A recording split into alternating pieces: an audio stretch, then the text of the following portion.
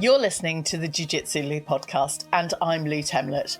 I'm guessing you're having a good day because either you've been on the mats, considering getting on the mats, or maybe taking yourself to train. I'm so happy you're here listening or watching this episode. Please don't tap out before the end. When you're a woman that wants to fight, start training Jiu Jitsu. I'd like to welcome Vicky Warren to my podcast. Hi Vicky, how are you? Hi, I'm good, thank you. How are you? Wonderful, thank you. Apart from a slight injury that we may talk about later.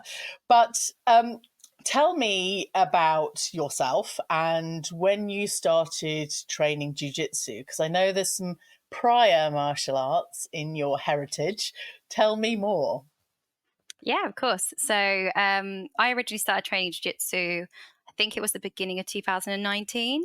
And it was because my best friend trained. She started training because a partner of hers at the time kind of introduced her as part of a date, I think it was, Nice. which sounds amazing. Yeah. And I wasn't in the kind of best headspace at the time. So she suggested for me to come down and try a class or two because she knew that I'd had previous martial arts. And I went down, had my first class, got tapped, beaten up, came away bruised, and absolutely fell in love. And from there, I kind of carried on, and it's just not stopped. But nice. yeah. I think many of us could experience the getting beaten up and bruised, but coming away absolutely loving it and wanting more for some reason. It is. It's this. It's like I said before, when someone's asked me at work, they've said, why would you want to do it when you're just getting bruised all the time? Because I used to come in with fingerprint bruises everywhere. At one point, I got my arm pinched between a knee and a mat. So I had a bruise, huge size bruise on my arm, which was black for probably about 3 weeks. Oh my and goodness. I had one of my colleagues say, why would you do that? Why would you put yourself through it? And I said, there's a weird thing about kind of human connection within jiu-jitsu. It's like it's something that you crave. As soon as you've done it, it's this whole community vibe that you're in, and you come away and you're like, I'm craving it, I want to go back. And it's not even to learn more. Sometimes it's just to kind of roll around, I suppose, and hug people violently. But yes, I would agree with that one. Definitely the connection. From my perspective, that's one of the things that I thrive on, is having that connection with other human beings. If you work on your own or you work in an office, sometimes it's just head down and you're getting on with life or business or even looking after the kids. Because I know you're a new mum now, which is very exciting. Congratulations. Have you dared to step back on the mats yet? I have. So the nice thing is my partner also does jiu-jitsu, and he was previously a boxer. So he's also martial arts, born and bred from really young childhood.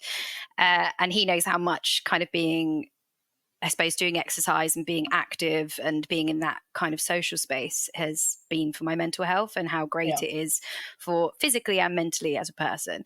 And he kind of saw that I was losing that a little bit, especially, I know some people train up until they're about 8 months, but being a first-time mum, I was quite worried. So I stopped after, I think I was about 3 months pregnant, and that's when I stopped. So it's been a long time since I've been on the mats. So me and him started rolling in my living room, which was really fun. As soon as a baby was down for a nap, we literally whopped on our no-gi gear and then kind of started having a little bit of like rounds. And then there were certain things that he was teaching me that he's been watching and he's been doing. And then we had our first open mat last month, and I went, and it's like riding a bike. It's something you never, ever forget. As soon as you go back into it, it's like all these things start clicking, like, I remember this. And it felt incredible. But I did come away with muscle soreness for about 5 days, I have to say. That's fine. So reigniting all of those great muscles that were working in a certain way before pregnancy, and then, back in the swing of things. It's something I learned. I now need to kind of pace myself rather than going full throttle, because that's something I missed. And I went straight for it, and then no. Look, we have to learn the boundaries and the limits, physical, mental and emotional, and you just tested them. It's okay. Yeah. So are you kind of back training regularly? Is there a balance between childcare and training now? It's very hard, especially with having a business as well. So at the moment, it's kind of just me and my partner. We have mats in the garage, and it's just as and when we have time, basically. Nice. That's good. It's good that you've got the space and that there's balance in life, because some of us know when you become a mum or a parent, you have to balance all of these things. And it's what do you want more? We love our children. We're bringing our children up to be good, strong, resilient individuals. But equally, if we're not fulfilled and maintain our own well-being and connection, then we're no good for them either. So Yeah, I support and applaud you for having a balance in life and being able to train. thank you. Tell me, you are very welcome. I think there's not enough thanks and praise for the steps that we do take in life, and I think it's really important to honour that space, because we can normalise all of these behaviours and go, oh yeah, we just train 3 or 4 times a week. That's just what we do. No, that's amazing. You know, some people I'm talking to, you know, train 2 or 3 hours a week. Some of them train 15. Whatever it Yeah. works and looks like in your life is an achievement. And certainly this soon after giving birth. Um, Tell me about your martial arts experience before jiu-jitsu. Yeah. So my family has always been heavy on martial arts. And it was because me and my brother, when we were younger, we were bullied quite a lot. My brother, a lot more than what I was. He went through a very, very hard childhood at school. So we got put into karate at a really young age. I think I was probably about 6 and my brother was 8. Um, and it's been something that we started as kids, and then my Yeah. parents watched us and was like, "This looks fun." They got involved, and then it No became a way. whole That's so family. good. Yes. And it got to a point where we were kind of competing really heavily around Europe. Every other weekend, we would travel as a family. Like instead of going on big holidays, it was Wow. like weekends away constantly. And we would travel all around the UK as well. And it was yeah, we became a family of black belts, which is really I've fun. just got goosebumps with you talking about that. It sounds incredible, and that you as children inspired your parents to start training. I think that's just wonderful, having that inspiration and going, yeah, I can have a go at that, regardless of Yeah. age or gender. You're just going to have a go. So well done to them. I don't suppose they're still training. My mum started training again when she lived in Spain about 5 years ago, and then unfortunately, due to a back injury, she stopped. But me and my brother keep saying that we want to go back to it, and we're going to at some point. And then I found jiu-jitsu, and then I kind of introduced him to jiu-jitsu, and he loved jiu-jitsu now. So me and him have kind of gone off this way. Oh, Whereas my mum and dad, bless them, I think they're now, my dad's past the point of doing that due to kind of personal injuries or just life, I suppose. yeah. I think just continuing as long as you can, and then returning to something. Like you say, it's that muscle memory. It's something that you never forget. You know, if you learn to ride a bike, then you can always ride a bike. Likewise, Yeah. if you're used to training martial arts, whether it be karate or jujitsu, you're just going to flow into it. Although I know at the very beginning, when I wasn't able to train for a couple of weeks, I felt really rusty and felt like I knew absolutely nothing. And I'm just, with my current injury, I'm hoping that I'm going to be able to just feel and learn and watch a bit more. But I feel like the desperation to get back on the mats is, going to have to be mindful of that one. It's a real FOMO, isn't it? As soon as you're away from the mats, especially if you sit and watch. I always did this whenever I was injured. There was at one point pretty similar to your injury, actually. I got injured and I sat there and watched, and it was within my first couple of months of doing jiu-jitsu, and I couldn't sit and watch. So I made the injury worse. I ended Oh up going onto the no. mats. Yeah, it's because I sat there watching, and because I was already in gym leggings and a top, I was like, no, why not? Let's go do a bit of nogi. jumped on the mats, did one Yes. spar, and then made my injury 10 times worse. And then I was off for a month rather than a couple of weeks. So Yes, I do feel like that's the way. Certainly, I've been debating. I take the kids to their class and then I have my class. Do I go in my no gi kind of stuff and then take my gi just in case? Or do I just completely back off and wear something that I could never go on the mats with? You know, there's that balance, but that'll be tomorrow's decision. So, just for anyone that hasn't been following my Instagram stories, I had my little finger broken during some sparring last weekend, which is not too long ago. I've been adapting. The pain is subsiding, but there's certain things I can't do. But you know, we're women that fight, Vicky, so we're going to keep going, whatever happens. oh, 100%. And that's the thing. It can either hold you back, stop you doing it completely, because there's this irrational fear that then comes in going, oh, I can end up breaking this or doing this or doing this. But as long as you take precaution, I suppose, and it also comes into picking your training partner as well, Yeah, and ensuring that you've got that safety on the mats. And yeah, unfortunately, sometimes it can't be helped if there's, especially with newer members of clubs, they get yeah. very excited and they can end up hurting you even more, and they're not meaning to. It's excitement or Yes. like overpowerment. Sometimes a bit of ego comes into it, especially when you're a woman, and Yeah. it can be, I suppose, an ego bruising sometimes when we've been doing it a bit longer and someone new comes in, and Yes. unfortunately we're kind of making them tap or things like that. It then Yeah. becomes a game of strength, which as a woman, when Yes. you're against a man, unfortunately sometimes it's not Yep. going to match up. It can't No. physically do it.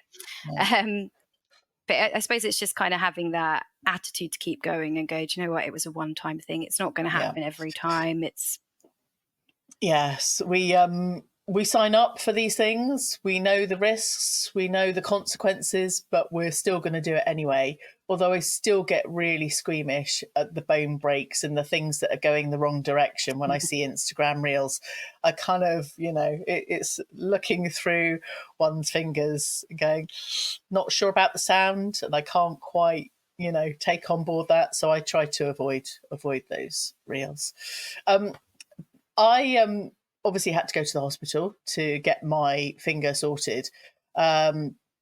I drove myself there, like you do, and I was chatting with the nurse, and she said, "Oh, how did you get your injury?" And I said, "Well, I was playing jiu-jitsu." And she just laughed at me. She went, "Oh, that's original. Yeah, you can play jiu-jitsu." But obviously, there was, I was playing. I was having a good, easy time. But like you say, we're dealing with possible ego, possible strength, and I think as women, we do become vulnerable to other training partners, usually men that kind of have a bit more strength and maybe aren't quite as highly ranked through experience as we are, and we have to keep ourselves safe, um, and aware that these things could be happening as well. And I think like you're saying, there weren't many people on the mats having the opportunity to spar and do some more kind of training. An hour or so is not usually long enough. And I don't know about you, whether you feel like you want to be on the mats longer. yeah. Maybe it's like flying hours. Not that I'm a pilot, so I've got friends that are. It's clocking up those hours on the mats or hours in the sky.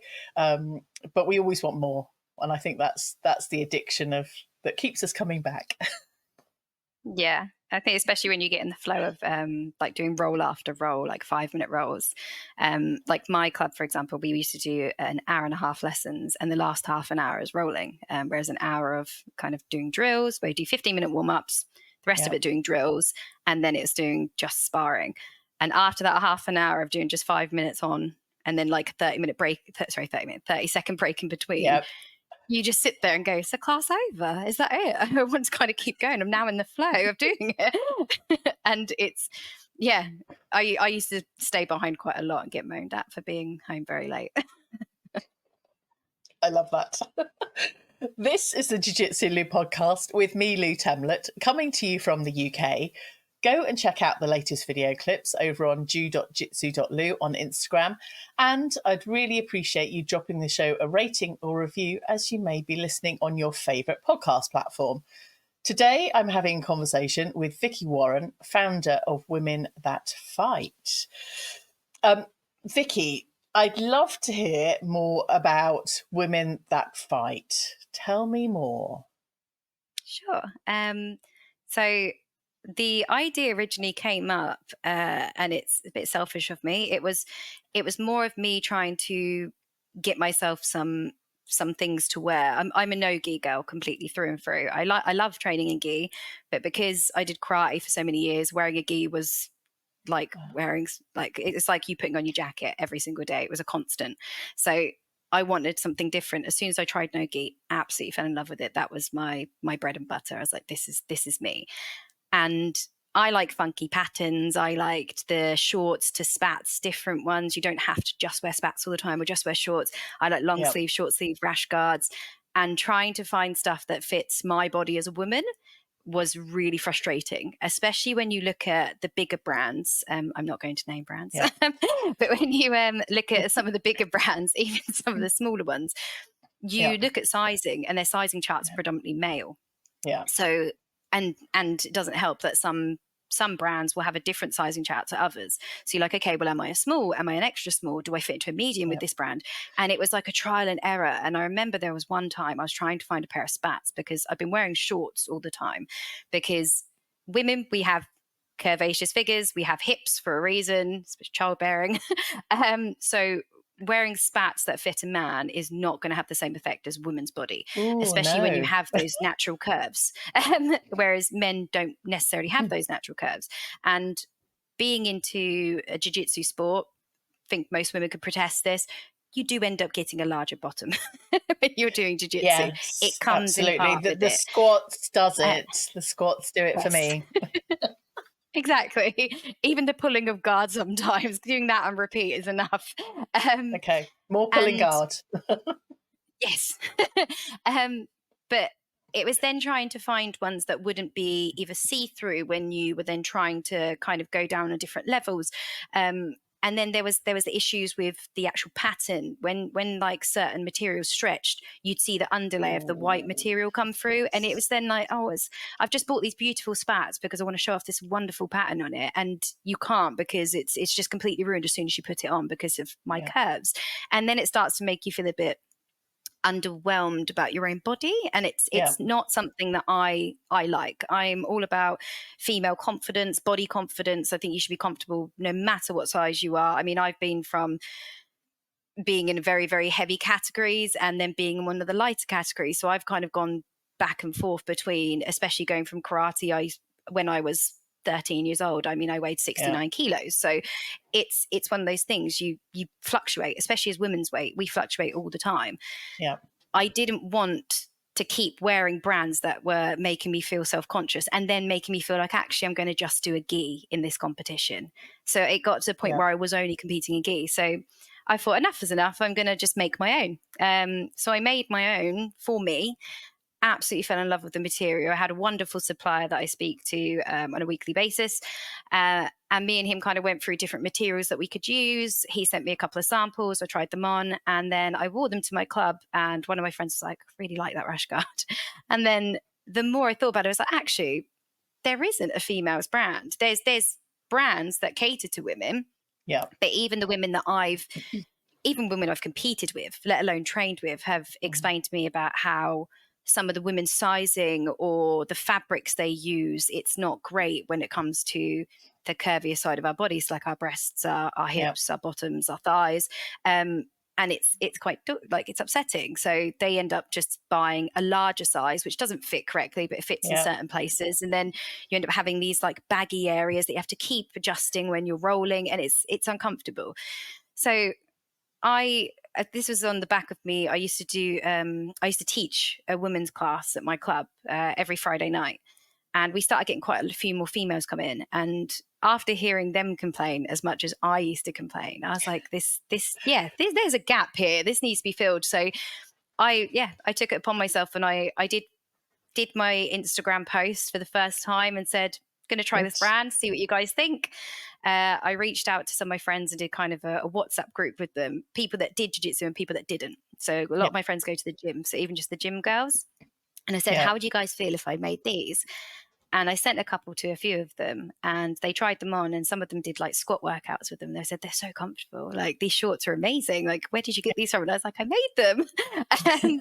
And it kind of just blossomed from there, to be honest. And the feedback that we've been getting, and just the support from women, and it's not just in the UK, I mean in Europe as well. I go to Cauliflower Camp. I don't know if you've ever heard of it. It's run by Gami, who's a black belt in jiu-jitsu. It's Gami, Astrid and Margarita, 3 amazing black belt jiu-jitsu women, and they run it, and it's an all-women's camp in Germany, and it's incredible vibes. And when I went there, some of the girls there wore some of my rash guards, and their support was, I was like, this is coming all the way from Germany. This is incredible. And I started getting more Europe sales, and then I started going a bit more international. I got some American people wanting it. And you look at it afterwards, you're like, oh, this is my baby, and it's grown. And like, it's actually wonderful to see it wasn't just me feeling that way. That other women did feel this way, and I'm now actually doing something for them. So it feels incredible that it's come to where it's coming to, and I'm hoping it's just going to get bigger and go further. I just want to say well done for taking the steps to actually put something in place, firstly to help yourself and, you know, kind of the population of women that do train jiu-jitsu. I know when I've, you know, chosen rash guards, I usually have to buy the men's extra large to fit the boobs, and the rest of it just happens. But I've experienced the white, the lining of leggings or spats, whatever, showing through, and it does really knock your confidence, because you kind of feel too big in them when actually it's just the fabric, because the rest of it's baggy. It's just in certain places it feels see-through-y, even though it's not. It really does affect your well-being. And if you're opting to do no gi, I feel like you really do need, you know, attire that feels comfortable and fits well. Because, you know, we're all about selfies when we're all kind of group shots. We're all being photographed and documenting our journey, and that's equally as important. Let's not skirt over the importance of seeing our own progress. So I think it's important. You know, we all judge each other by what we look like. That's inherent. That's part of society. And I think we judge ourselves as much, if not more, from how we look. We can all be comfortable, but there's still often some niggly things that we don't like. And that's okay. You know, like there's work to be done.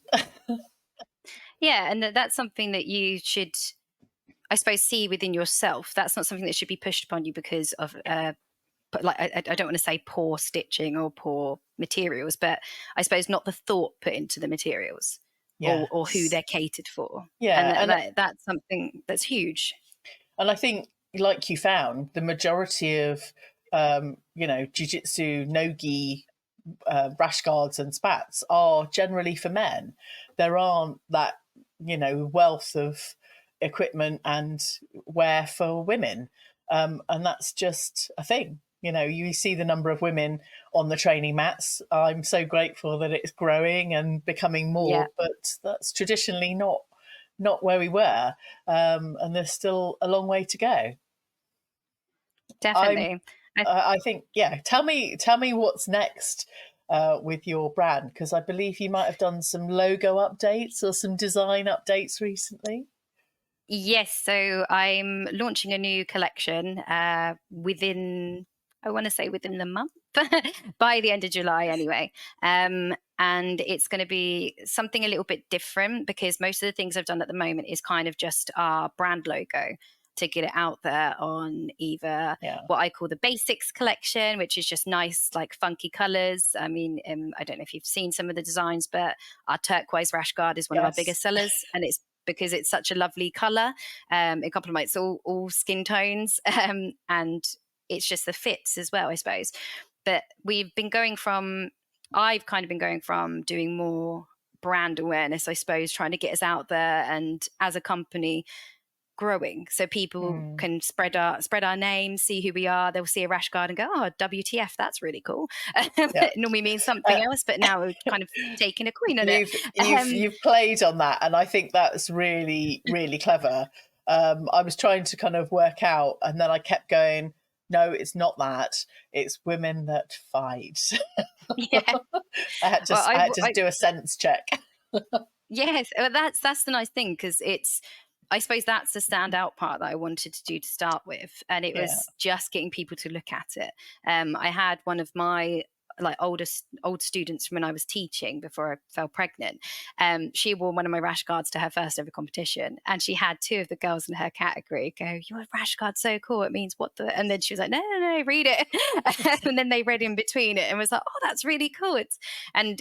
They had a huge conversation with me at the end of their matches, and I was like, yeah, it's a full women's brand. And that's not me kind of disregarding men or saying that they can't buy at all. I've had men buy from me. I've had some guys call up and ask for custom sizing. So it's done for a man size, more than happy to do it. It's them supporting women that fight, which is the whole point. So yeah, it's going well. But I'm hoping that we're going to keep progressing. We're going to bring out more designs, more. I want more pictures. I've got a couple of people who are actually designing some kind of artwork to go on some pieces as well, which will be really funky and cool. We're hopefully coming out at the end of the year. And we are looking as well, which will be dropped soon on the Instagram and social medias, that we're going to be venturing out into Fight Like a Girl, which is going to be a spin-off on WTF. Nice. And it's going to be for the young ladies out there and the children, because there is a lot more females and children that are actually competing. So I don't want them to be missing out because of adult sizing either. Oh, I think it's a really amazing brand. And I think when we're training jiu-jitsu, certainly, because we're training with mostly men, certainly my experience of, kind of sparring, rolling with men. But actually, when it comes to competition, we're only there to fight other women.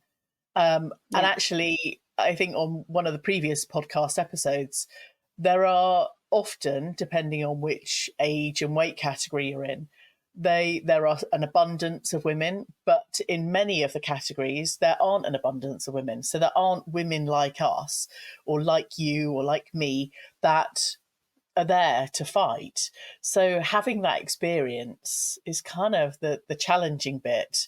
And, I think your brand is just that empowering kind of sense to maybe encourage more women that train that haven't competed yet, that may be feeling like it's a good idea to go into competition. It is a good idea. Go and do it. Yes, it is. No, that's wonderful to hear, because there's something that I wanted to kind of put out there, because, as you say, the categories that you see, there's just as many categories in the women's side of competitions, but the numbers that you get are so sparse and few and far between. I've seen so many people pending in competitions, and then I get one fight, whereas someone who's the same weight as me as a man will have about, I don't know, anything between 6 to 12 fights. Yes. And it's really disheartening then when you've been training so hard and putting in so much work to improve yourself and go, I've got these like competition coming up, I'm so excited, and you gear yourself up for it, and your anxiety's at a new high, everything. You get there and then you realize, oh, I've only got one fight. And then it's almost everyone always says to me, oh yeah, but that must be easy. You're like, no, the anxiety is 10 times worse, because you're like, now everything is riding on one fight. And you could look at it either way. It could be very disheartening and say, oh, I've only got one, what's the point? Or you could put absolutely everything in it. And then it's the flip side where I'm even more anxious than what I was, because if I now lose, I've lost the whole thing. Rather than just losing one fight and potentially being able to fight for that third place or something. And it's as a woman being in competitions, it's very hard, but competing is worth it. It's so worth it. And if you are listening, you have to go compete. It's an amazing experience. definitely. On the last episode with Kerry Davidson, we talk about her particular addiction to competing. I think she had like three competitions in the last 6 months, and of course that wasn't three matches, there were multiple matches, and I think she's got about 10 medals already, which is just incredible as a white belt. Certainly my experience in competing, I knew there were only three of us, and I'd toned down my fight energy. I don't know.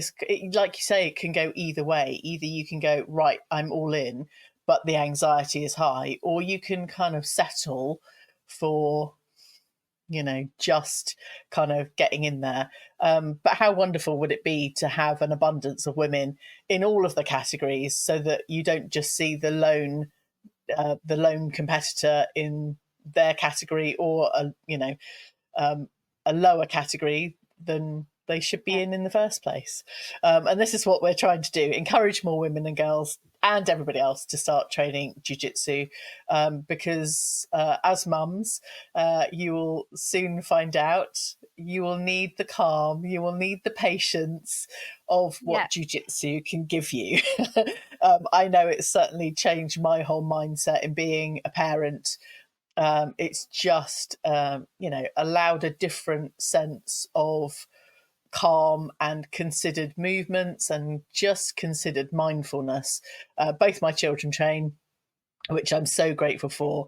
And I had a lovely comment from one of them last week. They said, don't really like jiu-jitsu, but it's a really great life lesson. I'm going to keep training. And that's wonderful. they're only young, like my youngest one. And I was like, oh my gosh, if I had that much wisdom at 7, I'd be, maybe in a different place, but training jiu-jitsu maybe earlier. I want to know a bit more about your competition background, and kind of how that's driven your energy for women that fight as well. I think it's coming from a place where I used to compete so much as a child. I mean, I was competing from the age of 8 years old, all the way up until I think I was probably around about 21 when I stopped doing karate, stopped competing in karate anyway. I stopped actually doing karate when I was around 18, but I did a couple of competitions with my mum after that on Mother's Day because she wanted me to. Oh, it was a really lovely day that we spent together, and we both went and competed for a couple of years. And I think having that gap between then and all the way to 2019, 2019 when I first went back, started doing jiu-jitsu, so back into a combat sport, the itch to compete was so big. really? Did my first competition. Yeah, it was massive. Being on the mats again, just that smell of being in a gym with the mats, and most people are like, it's disgusting, it's sweaty. I'm like, I loved it. I walked in and was like, this literally feels like home. This reminds me of my childhood. This is amazing. And no matter how much I was getting beaten up, and not beating up in a horrible way, fun beating up, beating up on the mats and conquering certain moves and being able to go, I pulled off that arm bar that we learned today. It never stopped me thinking, I want to get back out there. I want to compete again. I want to see what this is like in a competition. I miss being in those big sports halls where you hear the talking everywhere and you can smell the mat space and everything. And then you go and weigh in, and it's that rush anxiety until you get on that mat. And as soon as you step on that mat, it's like everything goes silent. There is no anxiety. Everything's gone. All you can see is that person in front of you and the ref stood beside you. I don't even notice the scoreboard. I don't notice how much time is left. I regularly say to my partner, because he's someone that coaches me, which I absolutely love and thank him for. Whenever we go to competitions, he'll be in my corner shouting. And same with some of my old training partners. And I always say to them, I'm like, don't tell me what to do, because I'll get distracted and lose focus what I'm doing. I go, shout me the times and the score, just periodically, because I can't get up and look. If I start looking, I'm distracted straight away. I'm in the zone. So you've just got a random guy at the end of the thing going 30 seconds, Do you know what? I was 10-2. one like that because, unlike you, I wasn't not looking. I just couldn't see because I'm so short sighted. I had no idea what it was saying. So I needed Well, one of those people. that's another thing as well. When I'm on the other side of the mat, I'm squinting because I'm not wearing my glasses to see what the time says. So I was like, it's better to have kind of someone there to help with that side of it. But it's the rush for me. I'm Yeah. not going to sit there and say that I don't feel anxiety. I feel anxiety like no one. Mine Yeah. is at a new heightened level when I go into to compete. Straight from the moment from when I'm weighing in up until when my match is called and I'm actually walking on there, even when they're Yeah. loading my name up on the screen, my hands are shaking, my feet are going. I have to step my feet like on and off the corner of the mat just to kind of stay in the zone. I can't be one of those people that sits there with headphones and listen to music because I end up getting a bit too much in my own head and I'm like, oh, and I'll psych Yeah. myself out. And I've had that before in the mat and it was horrific. I came off getting completely annihilated by this wonderful person that I thought she was incredible. She came and gave me a hug afterwards because I was crying. Oh, It was that bad. And I remember they said, "Oh, you need to fight for third now." And I'd had everything drained out of me. I was like, "I don't want to. yeah. I'm so disheartened. Like I felt like I did a rubbish job. I'm so like," and it was because I'd spent all day with headphones in, going, "Yeah, get in the zone, get in the zone," and I just wasn't there. I wasn't listening to the atmosphere. I wasn't Yeah. paying attention to what was going on. I was trying to stay within Yeah. myself in my own head, but that was 10 times worse because I was psyching Yep. myself out. Yeah. And I had my teammate get my coach on the phone, and he just swore at me and was like, "Get your on the mat, like you can do this." And then I had my teammate slap my back so hard, like, "Come on!" And then my partner just shook me, and I was like, "Okay," kind of just got shook back in the room. And yeah, I went on there, Mm. and I think I won something like 27-4 or something like that in points. It was Wow. amazing, and I was like, "I do have it in me. It's great." And as soon as that match was finished, I was like, I want to fight more. And I Yeah, needed that's to the fight thing, isn't more. it? You want Yeah. more and you want more. And I think Yeah. what you've just mentioned about being present, I think that's one of the things that some of us really value, being completely present. Everything else is out of your mind and you're just Yeah. in that moment. And I think that's the most valuable thing, certainly for some of us. I know others, value the zoning out, but being present in that moment, having the connection with the bigger space, the atmosphere, the Hmm. whole feeling and the energy, just filling you in that moment rather than a third party thing. I think that's really nice that you shared that. It's something I think is important for people to kind of get to grasps with. People Yeah. think that when they go to matches, I've had like students, I've also had other jiu-jitsu practitioners that I've kind of done jiu-jitsu with. I've had my teammates, I've had people that are on another team. They all say the same thing. They're like, "Oh, it's just so anxious. I don't know if I should." And it's, you're not the only one. Everyone feels it. There are black belts Yeah. out there. There's Fionn Davis out there who's one of the world champion. She will tell you she probably feels anxiety before a match. It's a normal thing, and it just means that you care. You love Yeah. what you're doing, and it's Yeah. a positive. It's not a negative Yeah. thing to ever draw from. Yeah. If I don't feel anxious, I know something's wrong. I'm Yeah. like, I'm a bit too comfortable here. This isn't. But at the same Yeah. time, it's not putting so much weight on it. It's a match. I mean, I've gone and competed against this amazing lady in jiu-jitsu, and she's well known for her arm bars. And I was petrified about going up against her, and she's a lot younger than I am. They had to merge our categories, and she weighs a lot less than me as well.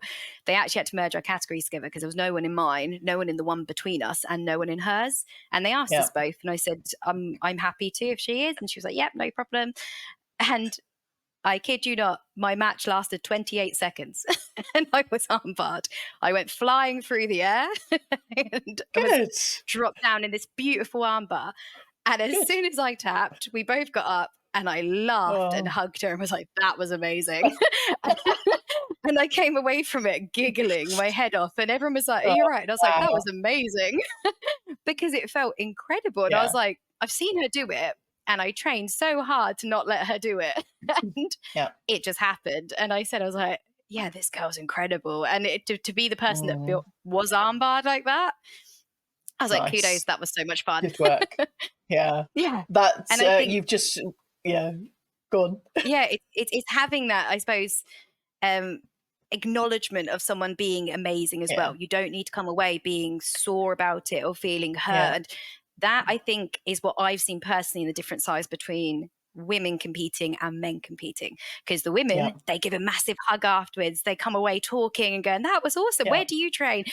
And you see them on the podium, they're laughing and talking with each other, and men do that as well, but there also is a lot more of men that will just tap hands, go well done, walk off, and that's it, they're done.